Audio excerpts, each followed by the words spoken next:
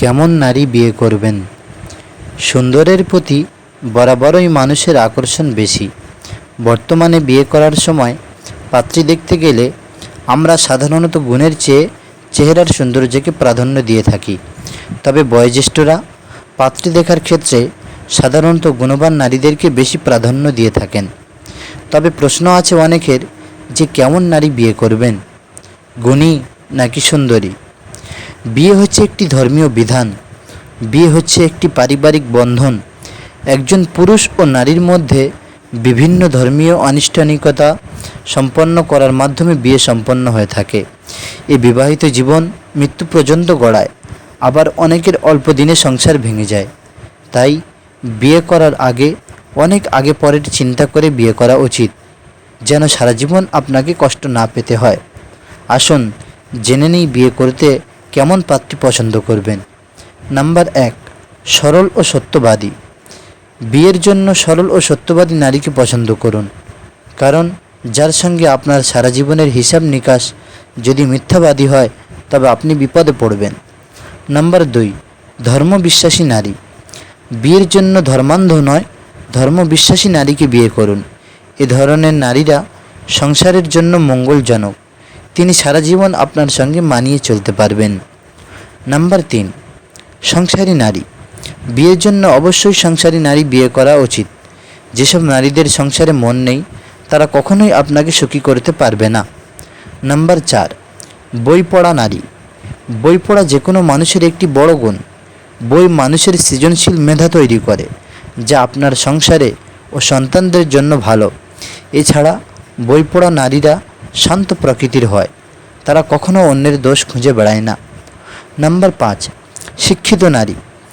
বিয়ের পাত্রী দেখার সময় রূপ নয়, তার গুণ ও শিক্ষাকে প্রাধান্য দেবেন, কারণ একজন শিক্ষিত মা শিক্ষিত জাতি উপহার দিতে পারেন। নাম্বার 7, সৎ ও চরিত্রবান নারী। আপনার পত্নীকে অবশ্যই সৎ ও চরিত্রবান হতে হবে। স্ত্রী যদি সৎ ও চরিত্রবান না হন তবে সংসার জীবনে আপনি সুখের মুখ দেখবেন না। নাম্বার 8, দায়িত্ববান নারী।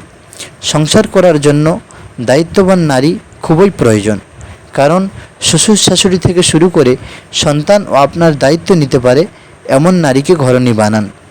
এ ধরনের নারীদের বিয়ে করলে সুখী হওয়ার সম্ভাবনা শতভাগ থাকে।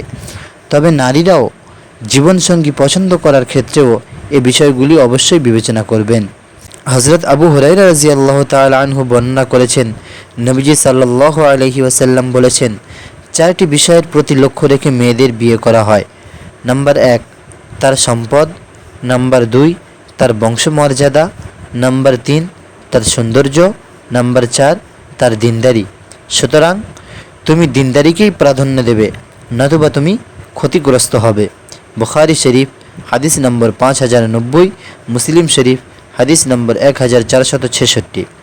নবীজি সাল্লাল্লাহু আলাইহি ওয়াসাল্লামকে জিজ্ঞাসা করা হয়েছিল, বিয়ের জন্য কোন ধরনের মেয়ে উত্তম? জবাবে তিনি বলেছিলেন, যে স্ত্রীকে দেখলে সে তার স্বামীকে আনন্দ দেয়, তাকে যে কাজের আদেশ করা হয় তা সে যথাযথ পালন করে এবং তার নিজের স্বামীর ধনমালের ব্যাপারে স্বামীর পছন্দের বিপরীত কোনো কাজই করে না। মুসনাদ আহমদ। নবীজি সাল্লাল্লাহু আলাইহি ওয়াসাল্লাম সুস্পষ্ট ভাষায় নির্দেশ দিয়েছেন, তোমরা স্ত্রীদের কেবল তাদের রূপ সৌন্দর্য দেখেই বিয়ে করো না, কেননা এরূপ সৌন্দর্যই অনেক সময় তাদের ধ্বংসের কারণ হতে পারে। তাদের ধনমালের লোভে পড়েও বিয়ে করবে না, কেননা এ ধনমাল তাদেরকে বিদ্রোহী বানাতে পারে।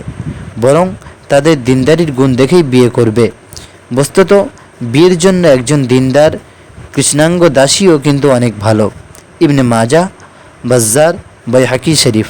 আল্লাহ তাআলা মুসলিম উম্মাহের সব অবিবাহিত যুবককে হাদিসের উপর যথাযথ আমল করে বিয়ে করার তৌফিক দান করুন। আমিন সুম্মা আমিন। আসসালামু আলাইকুম ওয়া রাহমাতুল্লাহি ওয়া বারাকাতুহু।